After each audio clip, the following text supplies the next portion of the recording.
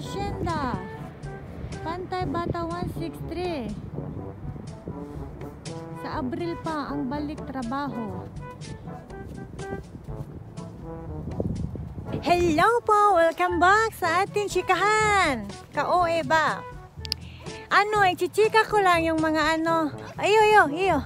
Ichichika ko lang yung mga akala mo. Akala nyo. Hindi naman lahat, pero akala ng mga ibang tao, akala nila sa mga nag-a-abroad, mga akala nila. Feeling ko lang yung iba hindi ko nila lahat. Yung sa experience ko ba, akala nila pag nag-abroad ka na, mayaman ka na. Akala nila pag nag-abroad ka na, maginhawa na buhay mo. Akala nila na pag abroad ka na, masaya ka na, wala ka ng problema, charing. Sa experience ko lang yan Akala nila pag nag-abroad ka na, nasa iyo na ang lahat. May power ka na, may maraming pera ka na, namumulot ka na ng mga lapad-lapad dito sa Japan. Ang hindi nila alam na kahit sa mga pictures namin, ang gaganda ng mga damit namin, pero hindi nila alam na okay lang po yun dito. Okay dito sa Japan. Ang gaganda kasi ng mga okay dito. Mura pa. At saka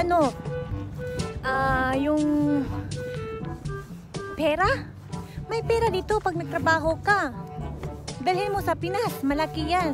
Pero kung gagamitin mo yan dito, wala din yan. Kulang pa yan. Kaya nga nag-ukay na lang kami. Ukay. Itong damit ko, bigay lang to. Ganyan.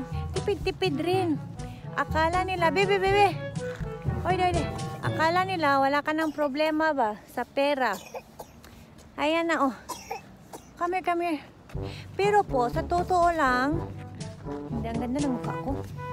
Hindi nila alam na wala pa akong ipon.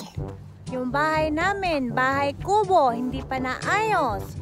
Wala, lahat, Bibichang. Stress ka ba? Hindi.